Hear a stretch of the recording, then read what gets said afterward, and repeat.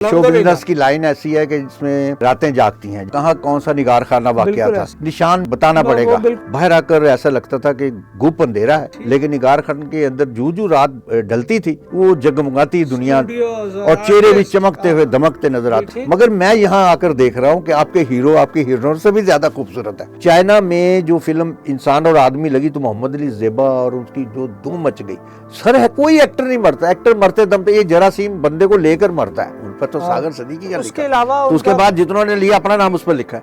आओ एक सजदा करें आलमे मदहोशी में, लोग कहते हैं कि सागर को खुदा याद नहीं। अस्सलाम वालेकुम व्यूअर्स, आप देख रहे हैं मशरिक डिजिटल। मैं ख्वाजा आफ्ताब हसन और सीनियर सहाफ़ी 50 साल से शोबिज़ सहाफ़त से वाबस्ता, बल्कि 50 साल से ज़ायद अरसा, क्योंकि मेरा ख्याल है 3-4 साल पहले हमने उनकी गोल्डन जुबली मनाई थी सहाफ़त में। सिनेमा की कहानी सैयद साजिद यज़दानी की ज़ुबानी प्रोग्राम लेकर आपके सामने हाजिर हुए हैं। साजिद यज़दानी साहब मेरे साथ स्टूडियोज़ में मौजूद हैं। यज़दानी साहब आपका बहुत शुक्रिया, आपकी तबीयत मौसम सब बेहतरीन? हाँ ज़बरदस्त आपको, क्योंकि इस मौसम में थोड़ी सी, कितने अरसे बाद इस मौसम में एहतियात शुरू किया आपने?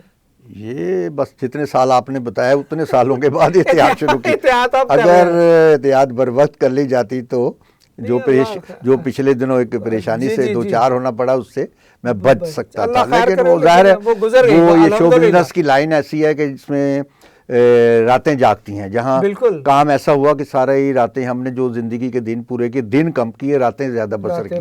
तो वो दिन चूंकि उजाला हो जाता था दिन में, तो हमने ज्यादा टाइम जो रात को बसर किया। तो ये स्टूडियोज में ही ज्यादा वक्त गुजरा? हाँ जी, ज्यादा वक्त स्टूडियो लोगों के घरों में गुजरा? नहीं, वो जाहिर है वो सारे मुंसलिक स्टूडियोज ही होते हैं। यानी घर भी जाए तो वो उसी से मुंसलिक अफराद अगर वहां मिलते हैं तो वो फिर वो स्टूडियो बन जाता है। तो अगर वो वहां मिलते हैं, अगर उन्हें वो घर कह लें, फिल्मों की बातें कहानियां, वो इसीलिए बाज लोग कहते हैं कि ये हम स्टूडियो को अपना दूसरा घर समझते हैं, आर्टिस्ट कहते हैं ना। तो अगर वहां मिलते हैं, अगर वो समझते हैं ये घर है तो फिर वो घर है। ज्यादा वो उन्हें कहते हैं कि निगार खानों में ही गुजरी। हाँ ठीक, बिल्कुल उम्र गुजरी है इसी दश्त की स्याही में, शायर ने शायद इसीलिए कहा। ऐसे ही है। व्यूअर्स, आपने पिछले एपिसोड्स देखे, आपने कमेंट भी किया, पसंद भी किया कि यज़दानी साहब एक ऐसी तारीख़ मशरिक डिजिटल के ये प्लेटफॉर्म पे बयान कर रहे हैं, एक ऐसी कहानी हम इनसे सुन रहे हैं जो दिलों में तो मौजूद है। फिल्म से वाबस्ता अफराद को उससे दिलचस्पी भी है, लेकिन इसे बदकिस्मती कहिए या महज इत्तफाक कहिए कि आज का नौजवान उस दौर में जी रहा है जहाँ सिनेमा की बात कम हो रही है। और हमारा ये प्रोग्राम ख़ास तौर पे सिनेमा की कहानी सैयद साजिद यज़दानी की ज़ुबानी।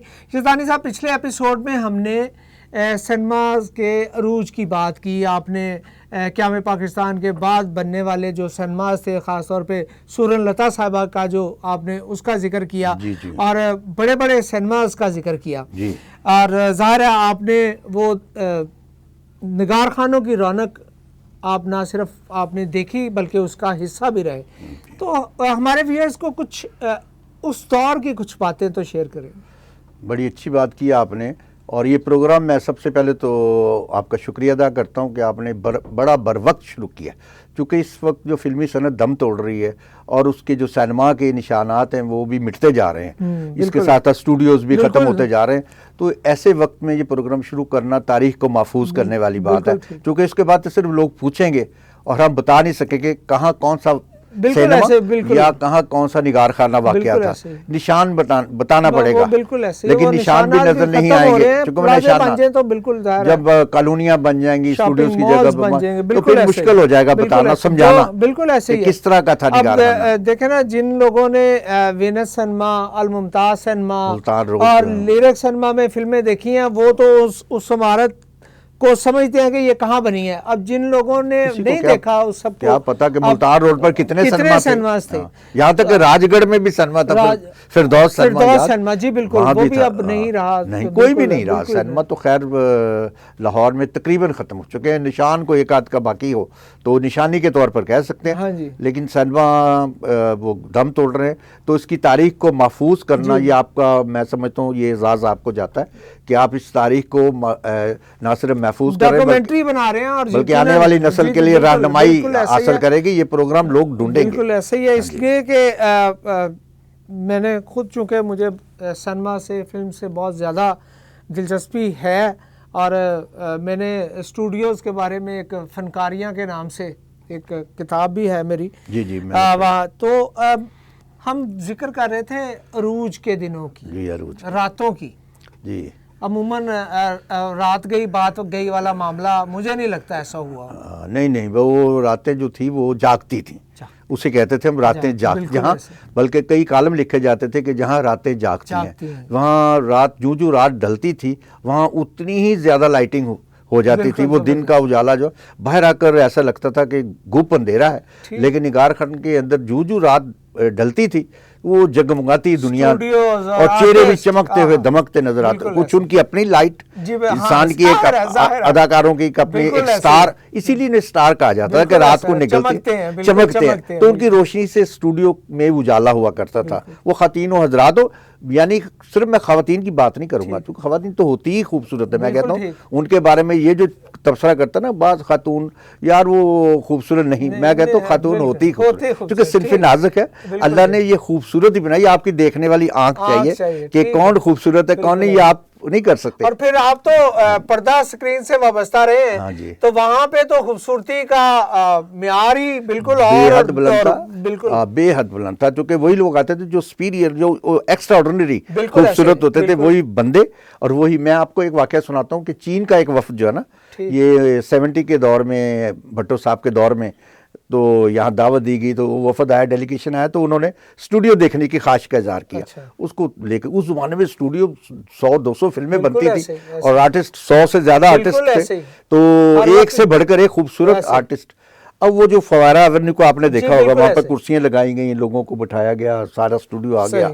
अब उनके एजाज में तकारीर शुरू हो गई, तो जो सफीर था उनका या वफ्द का कायद जो था उनका, उसने तकरीर करते हुए कहा कि दुनिया में ही मशहूर है कि जो लेडीज़ हैं वो खूबसूरत हुआ करती हैं, ख़वातीन जो है मर्दों से ज़्यादा खूबसूरत। हीरोइनें जो फिल्मों में रखते हैं, उनका इंतखाब जो किया जाता है वो खूबसूरती का मयार उनका एक अलग ही होता है, और हीरोज़ का थोड़ा सा कमतर भी होते चल जाता है। मगर मैं यहाँ आकर देख रहा हूँ कि आपके हीरो आपकी हीरोइन से भी ज़्यादा खूबसूरत है। कौन कौन थे उसमें? संतोष कुमार था, क्या खूबसूरती का एक आलमी मयार का हामिल। फिर उनके भाई दर्पण, वो उससे भी ज़्यादा, उसकी आंखें बिलोरी आंखें थी असली वाली, जो पूरा इंडो पाक उस पर मरता था।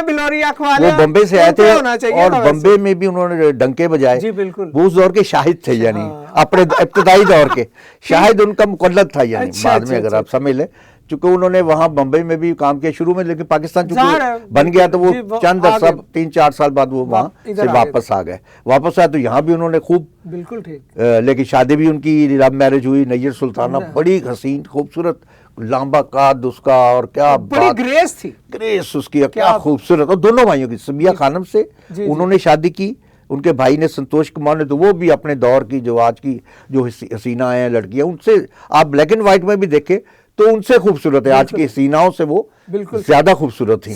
तो संतोष कुमार जो थे वो, उनका कद जो था, सबिया तो बहुत उनसे यानी बाबरा शरीफ लगती हैं जब तस्वीरें देखते, लेकिन वो लंबा, इतना लंबा कद और इतना वो, आप सोचे कि हैंडसम आदमी के लोग देखते थे, खड़े हो जाते थे उनको। तो मैंने कहा कि चीन के जो सफीर ने या उनके वफद के कायद ने जो भी कहा, वो बिल्कुल इस बात की सदाकत है, सच्चाई है कि उन्होंने कहा कि आपके जो हीरोज हैं वो हीरोइनों से भी ज्यादा खूबसूरत है। इतने खूबसूरत हमारे यहाँ नहीं है, और सामने उसके बैठे थे जगमगाते सितारे। और ये वो दौर था जब पाकिस्तानी फिल्म जो थी उसका मायार इस कदर बुलंद था कि वो दुबई, लंदन, अमेरिका, चाइना था। चाइना में जो फिल्म इंसान और आदमी लगी तो मोहम्मद अली ज़ेबा और उसकी जो धूम मच गई। उसके बाद उसी दौर में ब्लैक एंड व्हाइट फिल्म थी, और कलर फिल्म के दौर में जब मेरा नाम है मोहब्बत लगी, तो वो कहते हैं कि पता नहीं कितने बरस चली, इतने बरस चली, तो आज भी गुलाम मोहिउद्दीन और बाबरा शरीफ के स्टेचू बने हुए हैं, चौकों में लगे हुए, जिस तरह पत्थर के वो बना के लगाते हैं स्टेचू, बताते हैं कि ये मोहब्बत की ऐसी दास्तान है और ऐसी रकम की आपने ऐसी। वो चीनी जबान ना समझते हुए फिर उन्होंने सब टाइटलिंग के साथ चलाई, फिर उन्होंने डबिंग के साथ चलाई। आज तक उनका नाम रोशन है। उनके सफ़ीर या दूसरे लोग जो तकारीब अपने यहाँ मुनक्कद करते हैं चाइना में या यहाँ पाकिस्तान के साथ, तो वो उनको, इन लोगों को मदऊ करते हैं। और वहाँ बाबरा शरीफ और इनको तो बाकायदा जैसे पूजा की जाती है इस कदर पसंद किया जाता बाबरा है। तो अभी माशाल्लाह बहुत हर समय अभी ग्रेसफुल है, बहुत लेकिन वो उम्र तो अपनी जगह वो है, चुगली खाती है ना, लेकिन अब वो ये तो खाती नहीं है, होता। लेकिन उस तरह जैसे हम देखते हैं दीगर, हाँ जी, उसने अपने आप उन्होंने को बहुत दूसरी कई हीरोइनों से, दूसरे कई लोगों से ज्यादा अपने आप को संभाल के रखा। ये भी इंसान पर अपने पर मुनहसर होता बिल्कुल है। ऐसे ही। इंसान बेतरतीब जिंदगी बसर करे, ठीक। खाबे खाए, बे टाइम पे खाने खाए, ज्यादा खाए या ना ख्याल रखे अपनी सेहत का, तो फिजिक बिगड़ जाती ज़ाहिर है। तो वो मैं समझता हूँ कि बाबरा शरीफ ने आज भी अपने आप को उसी तरह, चूंकि करेक्टर नहीं लिखे जा रहे, लोग कहते हैं वो क्यों नहीं आती, वो खुद तो नहीं काम करती। बिल्कुल। आज भी कोई अच्छा स्क्रिप्ट हो, ऐसा हो कि जिसमें उसे काम करते वो चाहती है मुझे चैलेंज हो गया ये काम मैं कर अच्छा, नहीं। वो विलिंग है सर है, कोई एक्टर नहीं मरता, एक्टर मरते दम पे, ये जरासीम बंदे को लेकर मरता है, वो साथ जाता है, उसको मरता नहीं। हो असल सकता में है उनकी पसंद का काम हो सकता है उसे मरते हुए भी कहा जाए, जब मर जाए तो हो सकता है 10 मिनट के लिए उठ जाए कि है मुझे ऑफर हुई है अच्छा, रिश्ते से मिन्नत अच्छा, कर ले कि मुझे थोड़ी देर के लिए वक्त दे दे कि मैं ये काम कर लूं, लूं। क्योंकि ये जरासीम बड़ा मजबूत होता है। क्योंकि अदाकार मैं कहा करता हूँ कि या होता है या नहीं होता, ये होता है कुदरत की तरफ से होता है, ये बनाया नहीं जाता। वहाँ वरना लाहौर में फैक्ट्रियां होती, एक्टर बनाने के कारखाने अच्छा, होते। इस पे भी किसी ने आपने कहा कि अदाकार होता है या नहीं होता, किसी हमारी फिल्म इंडस्ट्री में कौन था जो अदाकार नहीं था लेकिन फिर भी था? हाँ, बहुत से अदाकार ऐसे भी थे। अच्छा, ऐसे भी थे। कमाल ये है कि वो भी चल गए। अच्छा, जब काम बहुत ज्यादा हो, जब हाँ, बिल्कुल ठीक, जब बिल्कुल काम ठीक, बहुत ज्यादा हो बिल्कुल रहा ठीक। हो तो उसमें फिर ये नहीं देखा जाता, फिर बहुत चल कम जाते होता हैं, है। कई कई लोग चल नलायक भी मेरे जैसे भी इसमें छुप जाते हैं उसमें बुराइयां, क्योंकि उसमें बहुत से फैक्टर होते हैं। यानी उसकी हीरोइन खूबसरत होगी, कहीं ना कहीं से उसका कोई और एटमॉस्फेयर मददगार खूबसूरत बन होगा, जाएगा, सही है। उसकी कहानी इतनी अच्छी बिल्कुल होगी कि ठीक, उसमें म्यूजिक हो जाएगा वो इस छुप तरह। गया। हाँ, उस ठीक। कहानी में करेक्टर में इतना रंगीला हीरो आया, अंदाजा लगाएं। और रंगीला वक्त की सारी हीरोइनों के साथ, उसको निशो के साथ पहली दफा हीरो आया, जी, बिल्कुल। निशो के साथ, फिर उसके बाद बाकी जितनी लैन थी वो सारी संगीता के साथ, अब इतनी वो आप देख लें हैंडसम, और उससे बड़े कद की बिल्कुल और ऐसे। उससे खूबसूरत, बिल्कुल। तो वो तो बेचारा से शक्ल से बिल्कुल तो नहीं ऐसे ही, था, बिल्कुल बल्कि ऐसे। वो असल शक्ल कैसी थी कि वो आता था तो लोग हंसते थे। इतनी बिल्कुल। बिगड़ी हुई शक्ल से बगाड़नी हाँ, नहीं पड़ती बिल्कुल, थी, ज्यादा नहीं करना कुछ कर। रंगीले के लिए आसानी ये थी कि वो ऐसे जरा सा हंसता था, लोग ठीक। वो उसकी अल्लाह ने फिजीक ऐसी बनाई थी, बिल्कुल शक्ल सही। ऐसी थी, और उन्होंने उसका इस्तेमाल भी खूब किया। भरपूर किया, तो वो भी चल गए इस बिल्कुल, फिल्म में। ऐसे ही। हैं, हबीब चल गए, इजाज चल गए,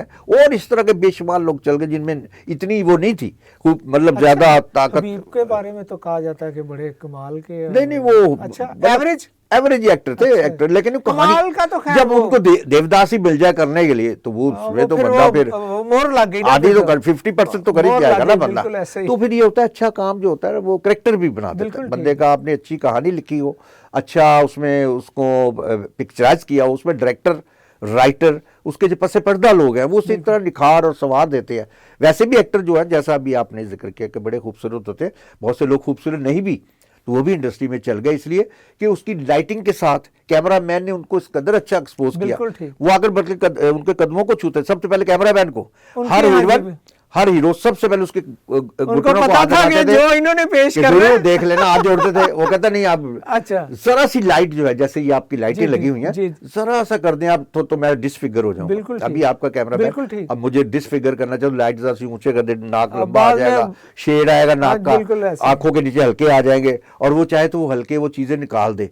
वो कैमरामैन इस कदर खूबसूरत वो लेंसेज इस्तेमाल करते थे, उनके लिए इस कदर अच्छा एटमॉस्फेयर बना देते थे, और इस कदर अच्छा पिक्चराइज करते थे कि वो लोग बाज दफा सड़कों पर गुजर भी जाते थे, नहीं पहचानते थे कि ये, बल्कि कहते ये वो जा रही है, तो वो देखते नहीं यार, बिल्कुल, ये जो तो नहीं देखा है, स्क्रीन पे जो वो देखा। कहते थे ये तो हाँ, नहीं है। वो बिल्कुल क्यों है। नहीं, वो इसलिए कहते थे कि स्क्रीन पे उन्होंने जो कुछ और। देख लिया ना, बिल्कुल वो ठीक। लाइटों के साथ, उनके सेट पीछे, उनके पास कॉस्ट्यूम, उनका मेकअप, उसमें कुछ 36 शोबे शामिल होकर उसको हीरा बनाते बिल्कुल थे। ऐसे। स्टूडियोज की जो रौनकें उस वक्त, हर जगह पे आर्टिस्ट मसरूफ और तमाम स्टूडियोज दिन रात काम, तो कौन सा स्टूडियो अपनी मिसाल आप था जिसके बारे में आपको भी लगता हो कि यार उधर नहीं उधर जाना है? देखिए जी, स्टूडियोज जो थे ना उस ज़माने में सारे ही अच्छे थे। अच्छा। क्योंकि उनमें जगमगाने वाले जो सितारे थे वो बड़े ज़बरदस्त, उनकी लाइटिंग थी, बड़ी शाइनिंग थी उनकी, वो अट्रैक्ट करती थी लोगों को अपनी तरफ। तो लोग घरों को खैरबाद कहकर, अपने शहरों को खैरबाद, अपने गाँव को कहकर स्टूडियोज़ के लिए भाग कर आते थे। सही। और सड़कों पर, फुटपाथों पर सोते थे रात को, सिर्फ अंदर जाने के लिए। मुझे एक हिदायतकार थे, अल्लाह बख्शे, दाऊद भट्ट साहब, जी जी। अभी उनका इंतकाल हुआ, तो हम अक्सर बैठते थे, वो शाम को कहा करते थे कि मैंने कहा भट्ट साहब आप कैसे आए थे स्टूडियो? वो कहते जब मैं पहली दफ़ा आया तो उन्होंने मुझे रोक लिया गेट वाले ने, तो मैं देखता था आते जाते आर्टिस्टों को जो गुजर रहे हैं, तो मैंने ऊपर मुंह करके कहना कि यार पता नहीं अल्लाह मियाँ ने हम रांदे दरगाह हैं कि हम जो अंदर जो है वो जन्नती लोग हैं। अल्लाह, ये जो मुझे तसव्वुर था कि फिल्म में एक ऐसी रूहों की और जन्नत का एक मंजर होगा। अच्छा, मेरे लिए जन्नत और जहन्नम गेट के इधर चौकीदार दरमियान में दरोगा, मुझे लगता था मैं जहन्नम में, मुझे अल्लाह ताला ने रांदे दरगाह किया हुआ है, मुझे बख्शना ने मुझे इधर खड़ा किया, और जो लोग अंदर जा रहे हैं वो ये ख्वाहिश थी अंदर आने की। सही। फिर मैं आया जब किसी तरीके से बड़े आर्टिस्टों के हवाले से ये सब मिसाल दी अभी जाती है। अजब गुल बता रहे थे कि वो स्टूडियो के बाहर रात गुजारी उन्होंने, अंदर नहीं जाने दिया, रात फुटपाथ पर सोए। तो वो अंदर किस तरह गए, वो कोई लेके गया फिर किसी वक्त, यार यहाँ सोए कौन है, तुम कहाँ से। इस तरह और बहुत से आर्टिस्ट हैं, वो रातों को बाहर कई लोग नहीं बताते अपनी, इसलिए वो समझते हैं कि मेरी कोई इसमें बुराई है। अच्छा। कि मैं तो घर से ही राजा आया था, हीरो आया था, जिन्होंने ये बताया, कई लोग नहीं बताते, अपने आप को मुनाफिकत से कहते हैं। ठीक। कुछ लोग जो सच्चाई पसंद है वो बताते हैं कि हम इस तरह आए थे, इस तरह धक्के खाए, कई कई दिन तक स्टूडियो के गेटों पर खड़े रहे। तो उस वक्त किसी भी स्टूडियो में दाखिल होना वैसे ही था, जुए शीर लाने के मुतरादिफ था। वो शाहनूर स्टूडियो देखने के काबिल इसलिए था कि पाकिस्तान का पहला स्टूडियो था उस वक्त जब कायम हुआ, जब शूटिंग शुरू हुई। उसमें नूर जहां रहती थी अंदर, बिल्कुल शौकत साहब रिजवी रहते थे, अपनी रहाइश थी। अनवर बाबा यानी फिल्म डायरेक्टर जो थे अनवर कमाल पाशा, उनका ऑफिस था। सादत हसन मंटो वहाँ बैठकर गाने वो लिख रहे थे, कहानियां। सागर सिद्दीकी जैसा शायर जो सड़कों पे मरा हुआ गाने, उस वक्त गाने लिखता था। ठीक। वो बाबू साहब था, जिस तरह वो लोग आते थे, वो बड़ा नॉर्मल इंसान था उस जमाने में। सागर सिद्दीकी साहब, सागर सिद्दीकी को अनवर कमाल पाशा की फिल्मों में टाइटल पड़े, कई फिल्मों के सुपर हिट गाने। उस वक्त ये हालत, ये लाल मेरी पत रखियो भला पहली दफा जो पाकिस्तान में 1960 के अशरे में रिकॉर्ड हुआ पहली दफा, तो उनका लिखा हुआ था, अंदाजा लगा। हिट गाने आपको एक गानों की ये जो हालत हम तस्वीरों में देखते हैं वो बाद में वो इश्क में चूंकि मुब्तला हुए, किसी आर्टिस्ट काम नहीं, वो जो जाती जिंदगी का, तो उसमें परेशान रहे, तो किसी ने उनको फिर नशों पे लगा दिया, अच्छा बुलाने के लिए, यार ये आसान है, तुम क्या हर वक्त रोना रोते हो अपनी महबूबा का, जिसको जो तुम्हें छोड़कर चली गई है। तो आप उसको लगा दिया नशे पे, वो लग गया फिर उस पे लत पे, निकल ही नहीं पाया, फिर उससे बाहर नहीं आया, चूंकि वो उसमें उसको इतना मजा और लुत्फ था। जिंदगी में ने इतने उन्हें धोखे दिए थे और इतने धक्के दिए थे कि वो उसको वो जगह जो वो अब अच्छी लगने लग गई, वो जो थी वो गहराई जिसमें वो गिरा होता था, जिसे हम लोग तो गटर कहते हैं या हम कहते हैं बुरी जगह, लेकिन उसके लिए वो सुकून की जगह जहाँ उसको नींद आ गई, यानी वो सो गया आराम दे,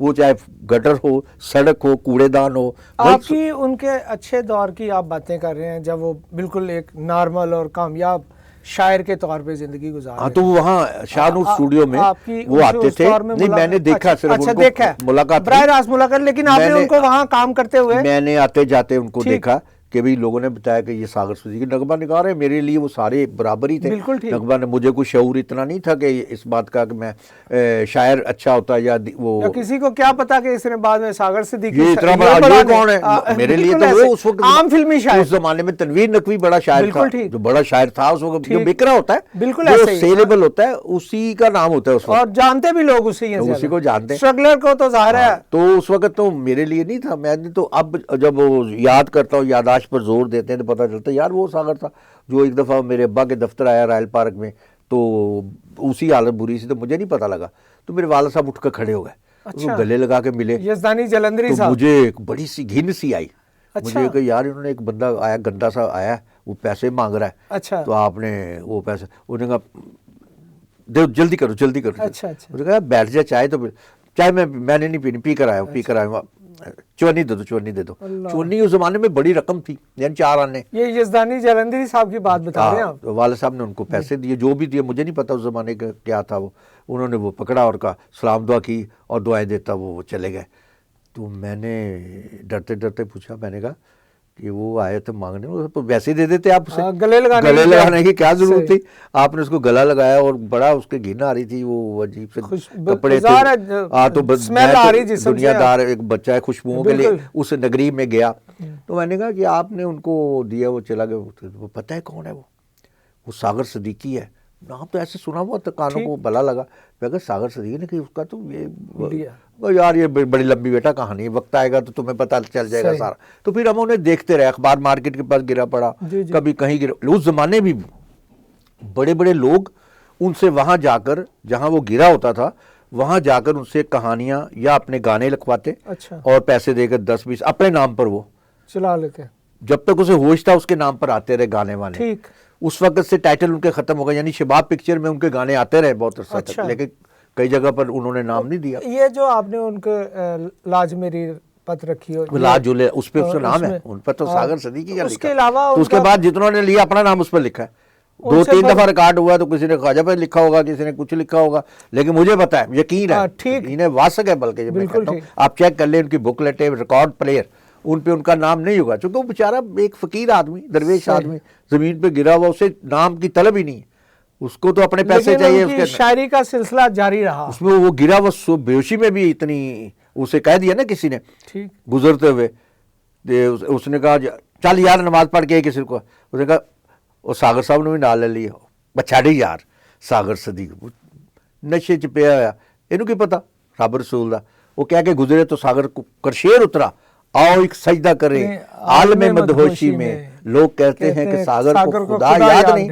तो सागर इतना बाहोश था। अल्लाह अल्लाह। अब ये बाहोश होने की बिल्कुल- दलील है उस बिल्कुल शेर में ऐसे ही, कि ऐसे ही। उसने वो जो सुना इतनी होश में था कि उसे कि पता है उन्होंने- सजदा क्या होता है, और उस पर रिएक्शन भी आ गया। और उसमें सजदे की अहमियत का पता बिल्कुल है। ऐसे। आओ सजदा करे आलम बदहोशी में, लोग कहते हैं कि सागर को, इन लोग को तर्स जवाब भी दे हाँ, दिया। बिल्कुल। ये जो लोग मुझे कहते हैं इसको खुदा याद नहीं, मुझे बहुत याद है खुदा, लेकिन वो कहते हैं हर दुआ याद मगर हरफ दुआ याद नहीं। तो ये होता है कि बंदा जब उस सतह पर पहुंच जाता है या उस नहज पे पहुंच जाता है तो उसे याद तो सब कुछ होता है। कौन सी ऐसी हीरोइन या हीरो उस दौर का, कि वैसे तो सारी पॉपुलर लोग और जिनको देखने के लिए, जिनसे मिलने के लिए लोग दीवानावार रहते थे, जो जिनका रवैया जो था, मतलब अमूमन स्टार्स के बारे में ये कहा जाता है कि स्टार्स फिर लोगों से दूरी इख्तियार करनी पड़ जाती है, या कर लेते हैं, या मजबूरी या एहतियात या मामला दीगर। तो उस दौर में तो सिक्योरिटी का इतने इश्यूज भी नहीं थे। तो आपको कुछ अगर याद हो कि कौन सा ऐसा फनकार था जो स्टूडियो में दाखिल होता था तो स्टूडियो में एक दफ़ा पता लग जाता था कि फलां आ गया?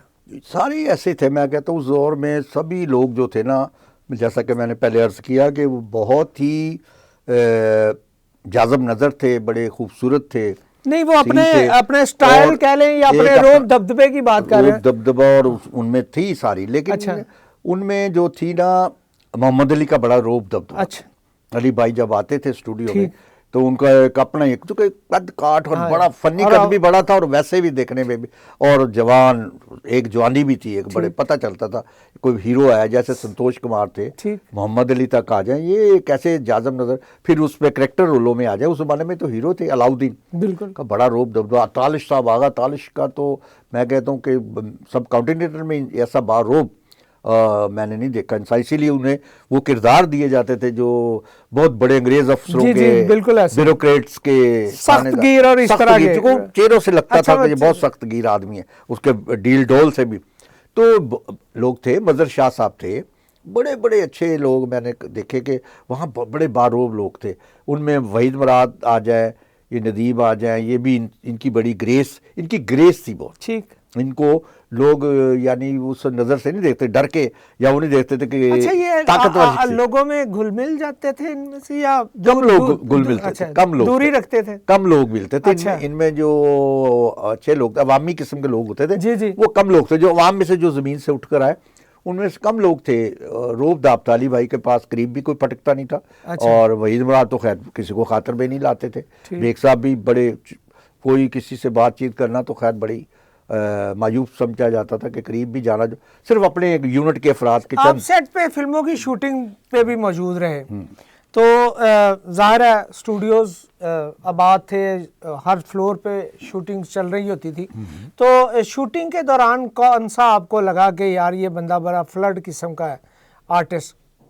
असल में ये तासर तो नहीं वो वहाँ काम पर नहीं पैदा होने देते थे। अच्छा। क्योंकि उस जमाने में फिल्म पर डायरेक्टर का होल्ड होता था। अच्छा, जब से उनके हाथ से निकला वो लोग अनपढ़ किस्म के लोग आ गए या वैसे ही कमजोर, अपने शोबे में कमजोर लोग आ गए जिनको पता ही नहीं इस काम का, नहीं पता फील्ड आ गए, कोई पार्टी पास के लिए पैसे वाली, उसने पैसे लगा दिए, उसने डायरेक्शन दे दी, कोई असिस्टेंट अच्छा सा ऐसा मैंने सुना है कि बहुत सारे शाहिद के बारे में भी कहा जाता है कि वो शूटिंग से हीरोइन समेत गायब हो गए और इस तरह के बड़े वाक़े उनके तो खैर बेशुमार वाक़यात हैं और भी लोगों के हैं, लेकिन बात यह है कि वो हसन तारक का इतना वो रखते थे ख्याल कि उनके सेट से कभी नहीं भाग करके, आज तक कोई शिकायत नहीं। अच्छा, कि हसन तारक का सेट टूटा हुआ लगे, सबसे ज्यादा काम उन्होंने हसन तारक के साथ किया, तो उससे इतना डरते थे, उनको बाप का दर्जा देते थे और उन्होंने कभी इधर उधर नहीं देखा उनके सेट पर और कभी वहां से निकल के नहीं गए।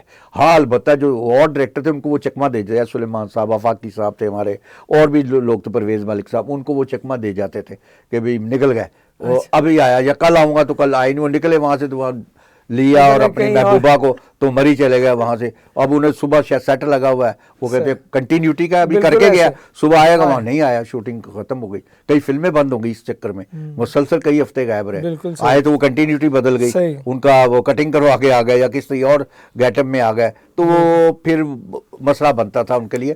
तो शाहिद से ज्यादा मतलब किसी ने फ्लर्ट नहीं किया, मतलब वो जो वो ओपनली किया, उन्होंने कोई उसमें मुनाफिकत नहीं की। वो बाकी लोग जो थे उनमें ये पाई जाती थी मुनाफिकत, तो बाकी भी लोग थे, लेकिन वो सारे बच्चे वो अपने खोल में रहते थे और उसको बाहर नहीं आने देते, कोशिश होती थी उनकी। इस सिलसिले में वो अपने दोस्तों को या दोस्तों को नवाजते भी थे, मतलब जैसे आपने साफियों का कहा, चुप रहने के, उसमें बहुत से लोगों के मुंह भी बंद रखने पड़ते थे उन्हें, वो रखते थे और खबर तो आपको पता फिर नहीं छुपती, वो तो निकल जाती थी खबर, नहीं कई लोग ऐसे थे खुफिया, अच्छा, वो जर्नलिस्टों के लिए जैसे हमारे सोर्स होते हैं, जी जी, तो वो लोग बताते थे कि भाई फलां बंदे ने रात कहाँ गुजारी, बंदी ने रात कहाँ गुजारी, ये भी पता चल जाता था। लेकिन वो लोगों के लिए जाहिर है ये उनका बिल्कुल जाती मामला था, जी कोई आ जाते थे, तो ज़माने में प्रैक्टिकल जो रसाले थे उनमें मुकाबला बड़ा सख्त था, तो उनमें बहुत से रसाइल ऐसे थे जो मुसव्वर था उस जमाने का, शमा था, रोमान था, वो ऐसे मैगजीन थे जो सिर्फ स्कैंडल छापते थे, ठीक, वो सबको नंगा कर देते थे, वो नहीं हाजिर करते थे। अच्छा। उनके दफ्तरों पे हमले भी होते थे, अच्छा, आर्टिस्ट करवाए जाते बकायदा खुद मुलव्वस हुआ, उन्होंने कहा इनको मारो, एडिटर को भी मारा जाकर, मुसव्वर के जो है थे अपना क्या नाम था उनका, शहजादा आलमगीर, अच्छा, दफ्तर पर निस्बत रोड पर हमला हुआ, उनको मारा पीटा गया। अच्छा। उनको तो कौन से आर्टिस्ट थे?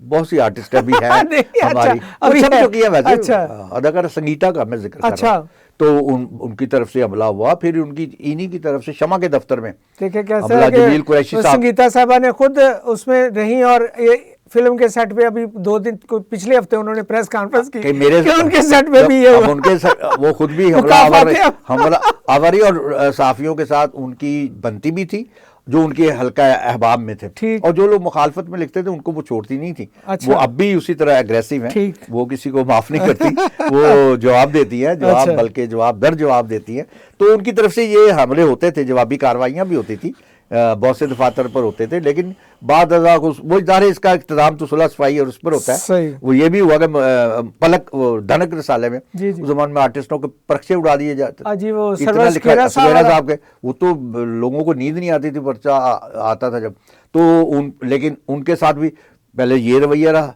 मैडम का, फिर उसके बाद जब सुलह सफाई होगी तो उन्होंने बाकायदा संगीता से फिल्म बनवाई।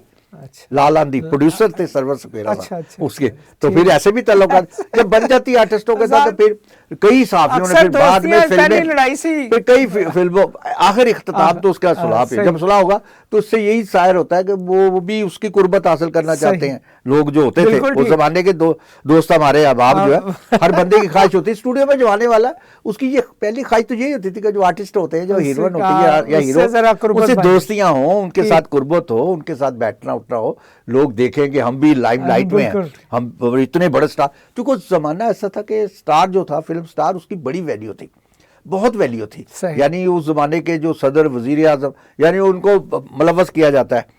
अब भी किताबों में आपने पुराने रसायल अखबार या फिल्म की तारीख पर नजर दौड़ाएं तो जुल्फकार अली भुट्टो से बड़ा लीडर कौन पाकिस्तान में, तो ज़ेबा साहबा के लिए, उनके लिए भी कहा जाता है कि मोहम्मद अली के साथ उनकी लड़ाई रही, फाइट हुई, ये हुआ वो हुआ, हमने पढ़े किससे, हमने देखा नहीं है, भुट्टो साहब को तो देखा हमने जब वजीर आजम या अवामी लीडर बन के उभरे, लेकिन उससे पहले जब वो थे नौजवानी में तो उसमें ये भी था कि जी भुट्टो साहब के साथ मोहम्मद अली की झगड़ा हो गया था इस बात, क्योंकि वो भी इश्क फरमाते थे, उनके वो भी फरमाते थे।